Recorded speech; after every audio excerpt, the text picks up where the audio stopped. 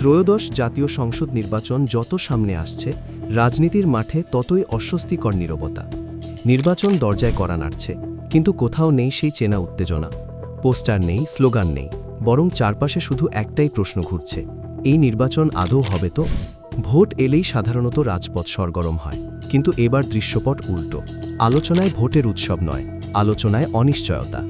এই অনিশ্চয়তার সবচেয়ে বড় চাপটা গিয়ে পড়েছে বাংলাদেশ জাতীয়তাবাদী দল বিএনপির ওপর।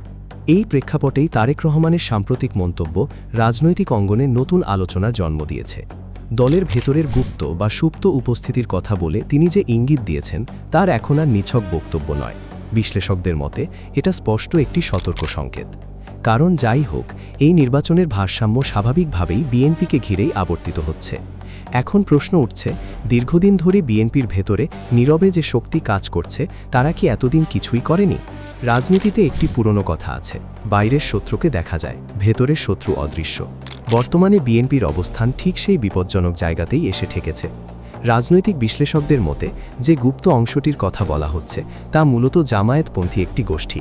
সংখ্যায় তারা কতজন সরাসরি প্রমাণ নেই, তবে অনেকের ধারণা এই অংশটি 10% হলেও অবাক হওয়ার কিছু নেই। মাঠের বাস্তবতা, সিদ্ধান্ত নেওয়ার ধরন এবং সাম্প্রতিক মনোনয়ন প্রক্রিয়া এই সন্দেহকে আরও ঘনীভূত করছে। সবচেয়ে বড় সমস্যা হলো, এই গোষ্ঠী কখনো নিজেদের আলাদা করে প্রকাশ করে না, বরং তারা এমনভাবে নিজেদের তুলে ধরে যেন তারাই সবচেয়ে নিবেদিত বিএনপি কর্মী। অতিরিক্ত আনুগত্যই তাদের সবচেয়ে বড় ঢাল। শীর্ষ নেতৃত্বের নাম নিয়ে আবেগী বক্তব্য, কঠিন আন্দোলনের ভাষা, কিন্তু বাস্তব মাঠে অবদান সীমিত।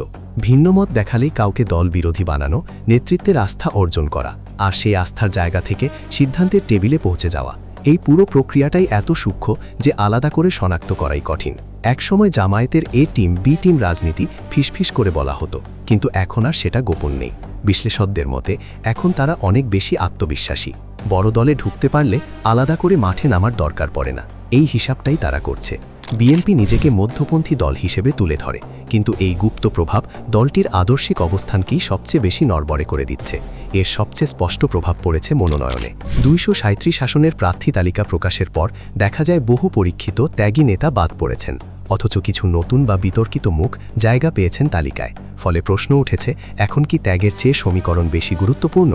দীর্ঘদিনের ত্যাগী নেতাকর্মীদের একটি বড় অংশ এখন চুপ। তারা দল ছাড়ছেন না, কিন্তু আগের মতো সক্রিয়ও নেই। এই নীরবতাই সবচেয়ে ভয়ঙ্কর। এই আভ্যন্তরীণ টানাপোড়েনে বিএনপি রাজনৈতিকভাবে ক্রমেই একা হয়ে পড়ছে। নির্বাচন হলে এর প্রভাব পড়বে ফলাফলে, আর নির্বাচন না হলে ভেতরের দ্বন্দ্ব আরও তীব্র হবে।